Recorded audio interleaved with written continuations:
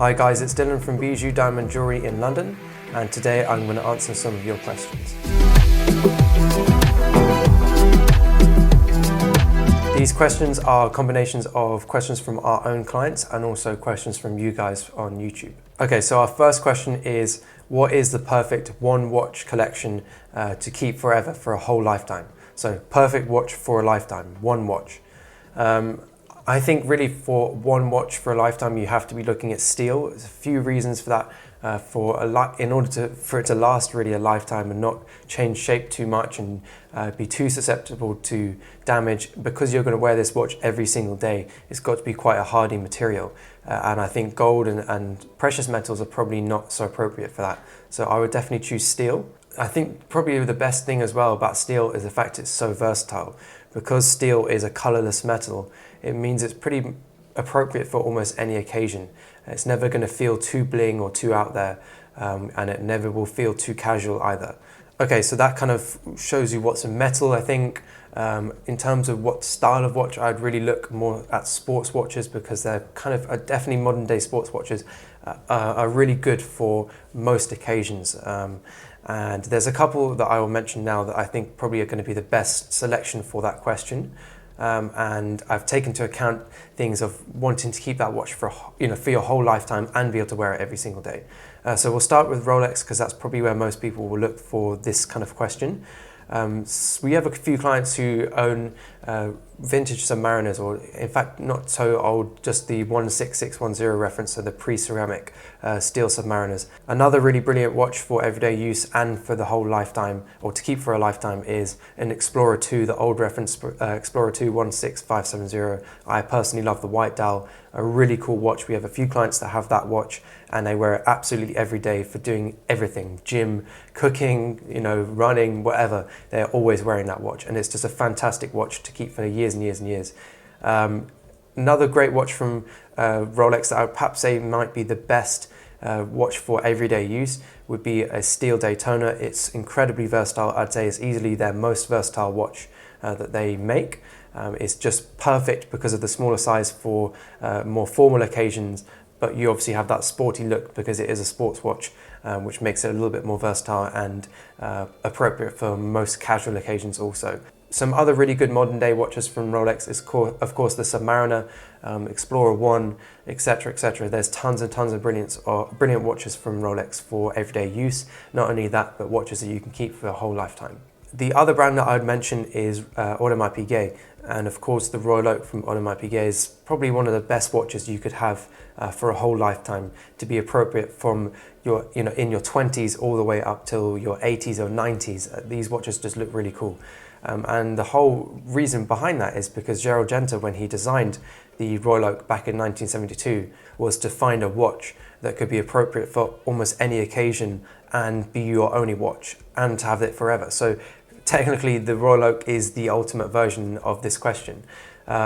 I would go for definitely, like I said, steel Royal Oak. Like we're talking about, steel is probably the best option for all watches here in this category. Steel Royal Oak, any of the blue dials, the grey dials, white, black, it doesn't matter. They're all really, really nice watches. Depending on your wrist size will depend on which model to look at. Personally, I love the 39mm, which is the extra thin. That is slightly rarer and kind of more towards the high end of the Royal Oaks, or the basic Royal Oaks, steel Royal Oaks. And that was the one basically that Gerald Genta designed.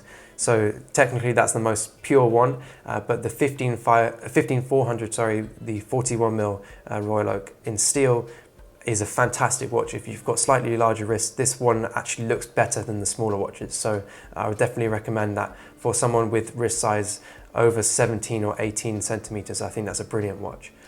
For those of you that have kind of a wrist size of 16 or less, or just like smaller watches, then the 15450 ST is a brilliant watch as well, also available in some really nice dials.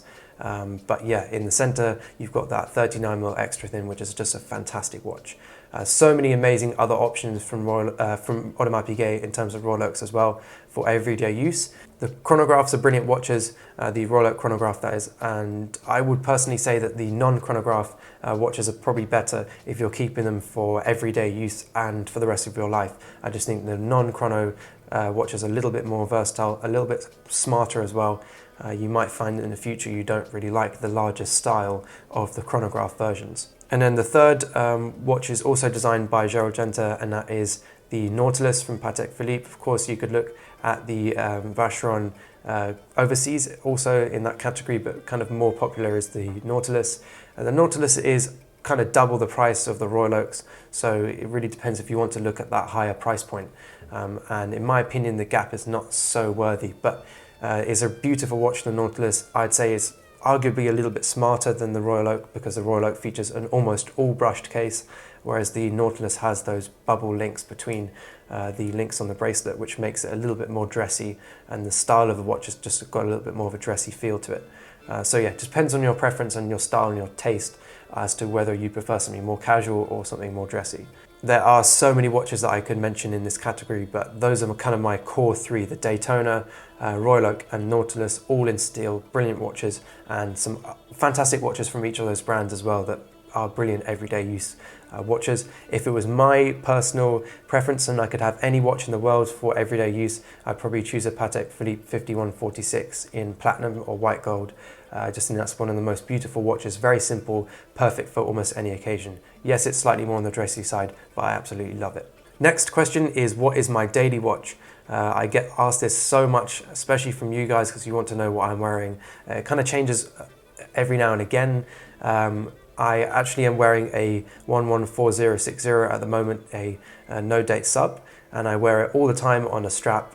I much prefer wearing on a strap over the bracelet. I just prefer the more casual feel, the more low profile feel. The no date sub is a great watch. I have had the date sub and some other watches before that, but the date sub, coming from the date sub to this, I just much prefer the cleaner look of the no date sub. I also prefer the fact that it's slightly truer to the original Submariner as well from the 1950s.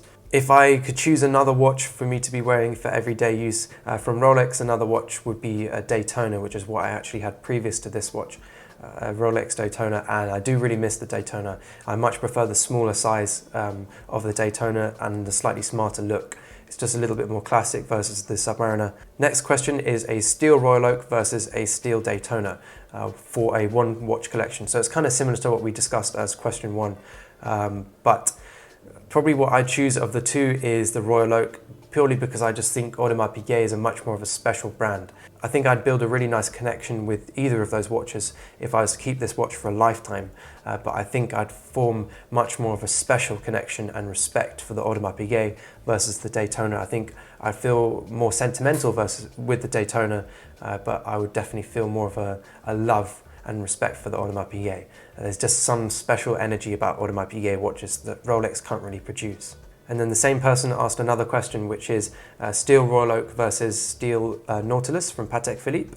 I would choose the Royal Oak again. Reason being is the Nautilus is double the price in the used market, or almost double the price, and personally I don't think it's worth that difference. The Nautilus is a nice watch, but personally I prefer the proportions and the look of the Royal Oak. Definitely the extra thin when we're talking about Nautilus versus Royal Oak. Next question is, do you think the Hulk will get a Jubilee bracelet next year?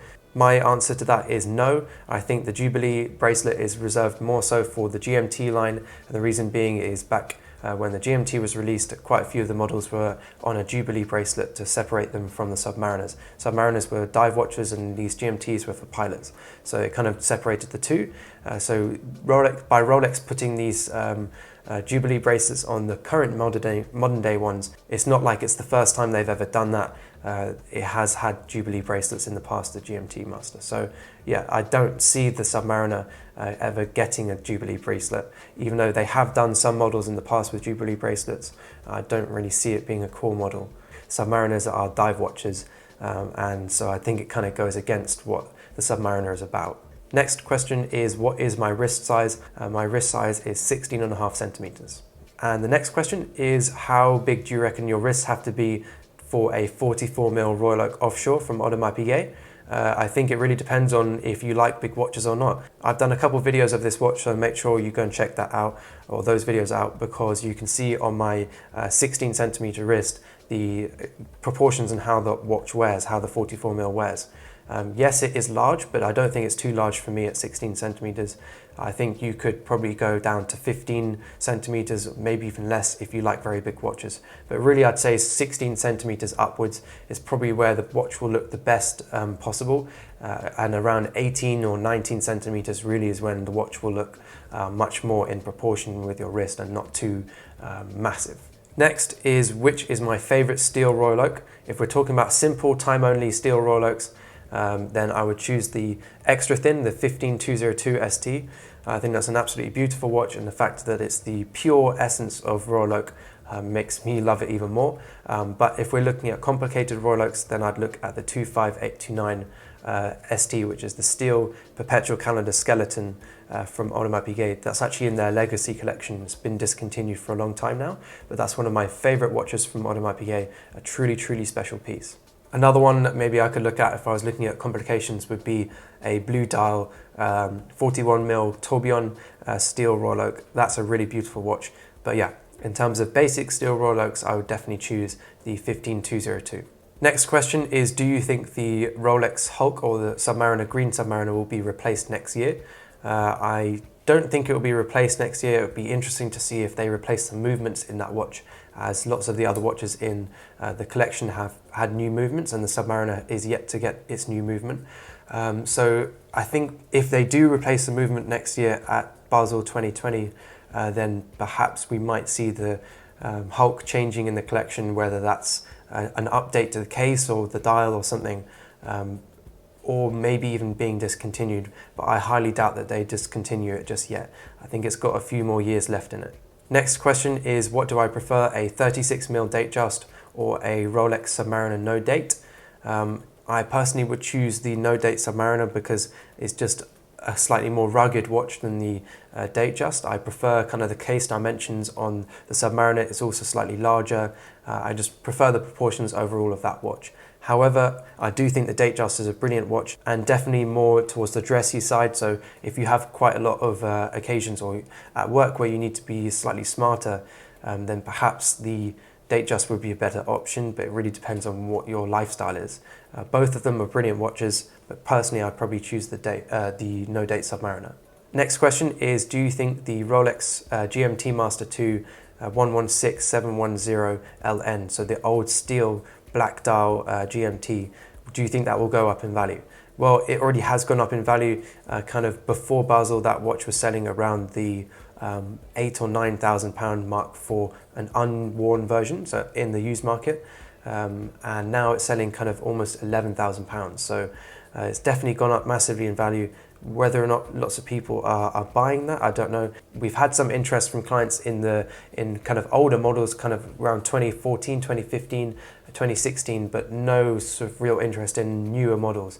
I think perhaps maybe the newer, bigger inflated prices on that GMT is maybe put a few people off buying unworn versions. So let's see how it goes in the future. I can't see it going up too much more because it's just not, in my opinion, not really enough of a special watch to warrant that sort of a price point. And plus, when it was in production, it really wasn't that popular for us personally at Bijou Diamond Jewellery. We didn't find it particularly popular.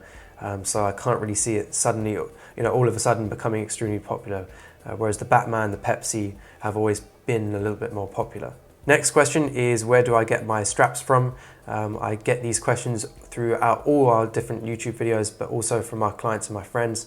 My watch straps are from our Bijou Diamond Jewellery line, our own pearl-on straps, released last month. So go check out our video introducing them and our review as well, because that gives you much more in-depth information on the straps. If you like something a bit more casual and want to dress your watch down a little bit, or make it a little bit more versatile and colourful, then they're a great option, and they're really affordable as well. Next question is, what do I think about the new Batgirl, aka the new Batman with a Jubilee bracelet? I think it's an interesting watch. I think it's nice looking. I think it will do quite well. But I'm just going to combine that, in fact, with our next question, which is, what do I prefer, the new Batman or the old Batman? So Jubilee versus Oyster bracelet. Personally, I prefer the Oyster bracelet. I think it suits the style of the watch a little bit better. I actually really like the Pepsi with the Jubilee bracelet, but for me, the Batman with the Jubilee bracelet doesn't quite work. I don't get the same sort of vibes that I do from the Pepsi. I find the Pepsi just looks a little bit better. It kind of almost looks like someone's wearing the wrong shoes or the wrong clothes or something. It just doesn't quite sit well with me just yet, but there's lots of fans of the new Batman, so we'll see how it goes. I'm sure it'll go very well. And then our final question for this Q&A is, what do I think of the new Datejust 36mm with the black dial, the steel and white gold version that is. That is a really cool watch, one of the best versatile everyday watches you could get. It's definitely, like I said before, slightly on the smarter side of that spectrum, but it's a brilliant piece. I love that dial for that watch, that sunburst black dial. Yeah, brilliant piece. I'm sure it'll do extremely well. Okay, so that concludes our Q&A. Thank you so much for watching. If you have any more questions you'd like us to answer in the future, then please do comment down below. And as always, if you're interested in any of the watches mentioned during this video, then please don't hesitate to contact us. It'd be a pleasure to call those watches into stock for you.